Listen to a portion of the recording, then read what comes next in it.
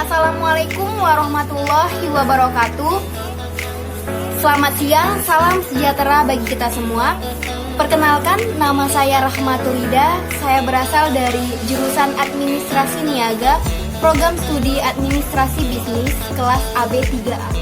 Di sini saya akan menjelaskan tentang insiden pajak dan elastisitas permintaan. Sebelum jauh saya akan menjelaskan bagaimana insiden pajak dan elastisitas permintaan, saya akan menjelaskan tentang apa hubungan insiden pajak dan elastisitas permintaan. Adalah untuk melihat bagaimana elastisitas permintaan dapat mempengaruhi insiden pajak. Akan dimisalkan bahwa penawaran adalah sama sifatnya pada kedua keadaan yang dibandingkan. Dengan pemisalan ini akan dibandingkan keadaan di mana permintaan adalah elastis dengan permintaan tidak elastis. Keadaan seperti ini ditunjukkan dalam gambar berikut, yaitu gambar pertama menunjukkan insiden pajak apabila permintaan elastis, dan pada gambar kedua menunjukkan bahwa insiden pajak apabila permintaan tidak elastis.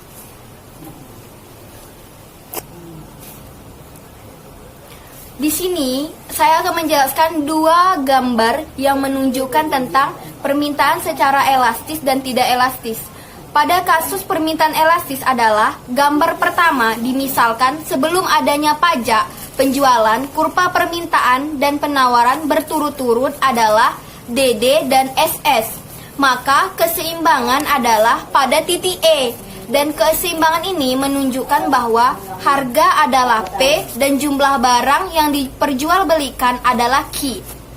Kemudian, misalkan pemerintah mengenakan pajak penjualan sebanyak T, akibatnya pajak penjualan ini, kurva penawaran akan berubah dari SS menjadi S1 S1 dan selanjutnya mengakibatkan perubahan keseimbangan dari E menjadi S1. Dapat dilihat bahwa harga naik menjadi P1 dan jumlah barang yang diperjualbelikan hanya menjadi jumlah Q1 atau menurun. Kalau dibandingkan harga sebelum pajak penjualan dan harga sesudah pajak tersebut dikenakan uraian di atas menunjukkan bahwa naik sebanyak PP1 dan selebihnya yaitu T dikurang P1 sama dengan PA yang ditanggung oleh penjual. Baiklah teman-teman, tadi saya sudah menjelaskan pada gambar permintaan tidak elastis. Sekarang saya akan menjelaskan tentang pada gambar kedua pada permintaan tidak elastis.